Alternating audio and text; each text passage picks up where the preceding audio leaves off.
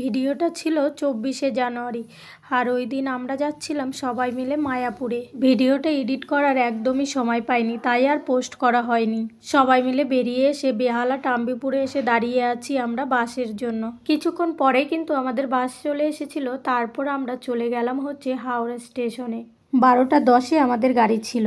তারপর আমরা চলে যাব হচ্ছে হাওড়া কাটোয়া লোকাল ধরে নবদ্বীপ। হাওড়া স্টেশনে গেলে দেখা যায় লোকের ভিড়, চারোদিক থেকে লোক ছুটছে, হয় ট্রেন থেকে নেমে ছুটছে, না হলে ট্রেনে ওঠার জন্য সবাই ছুটছে।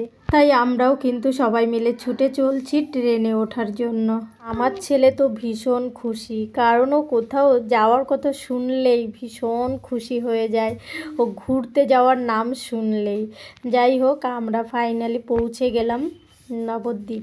স্টেশনে নেমে চারোদিকে দেখি হনুমান ভর্তি, আর আমার ছেলে খাচ্ছিল, অতটা বুঝতে পারিনি। পরে যখন ওর সামনে চলে এসছে হনুমান একটা বাচ্চা নিয়ে, ও তো ভীষণ খুশি, নেচে তো স্টেশনে পুরো ফাটিয়ে দিল। তারপরে আবার হনুমানকে নিজের হাতে খাবার খাইয়েছে, এটা তো ওর জন্য ভীষণ একটা আনন্দ। তারপর আমরা কিন্তু সবাই মিলে বসে পড়লাম টোটোতে। এবার টোটোতে হেলতে দুলতে এবার চলে যাব আমরা নবদ্বীপ ঘাটে। এবার আমরা এখান থেকে টিকিট করে নেব। টিকিট কিন্তু নৌকোয় গেলে হচ্ছে 5 টাকা, আর লঞ্চে গেলে 10 টাকা। তো আমাদের লঞ্চের টিকিট করে নেওয়া হয়েছিল। এবার আমরা যাচ্ছি, লঞ্চে বসে যাব সবাই মিলে যাওয়ার জন্য। আর আমি কিন্তু এখান থেকেই একটু ভিডিও করে নিলাম। আর দেখো, ইস্কনের মন্দিরটা কিন্তু একটু জুম করে নিয়ে নিয়েছি, কি সুন্দর লাগছে। গঙ্গায় গেলে কিন্তু আলাদা রকমের একটা শান্তি মনের মধ্যে চলে আসে। আমার তো ভীষণ ভালো লাগছিল, আরও এটা ভেবে বেশি ভালো লাগছিল এখানে একসঙ্গে দুজনকে দেখতে পাবো।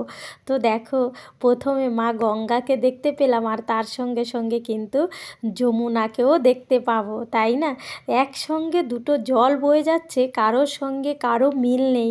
এটা কিন্তু সত্যি অসাধারণ একটা ব্যাপার।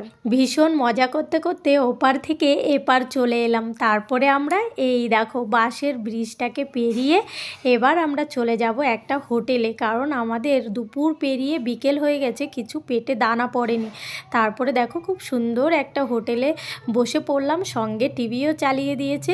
এখানে কিন্তু সম্পূর্ণ নিরামিষ, রান্নাবান্না ভীষণ ভালো ছিল, আর অনেক তৃপ্তি করে খেয়ে তারপর আমরা টোটো করে বেরিয়ে এলাম ইস্কন মন্দিরের কাছে। মন্দিরের কাছাকাছি আমরা কোনো রুম পাইনি, যেহেতু আমরা বাড়ি থেকে রুম বুক করে আসিনি, আর পরস্পর 2-3 দিন ছুটি ছিল, তাই আর কাছাকাছি রুম পাওয়া যায়নি।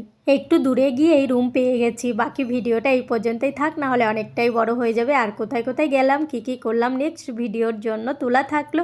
আর এই পর্যন্ত কেমন লাগলো সেটা জানিও। টাটা।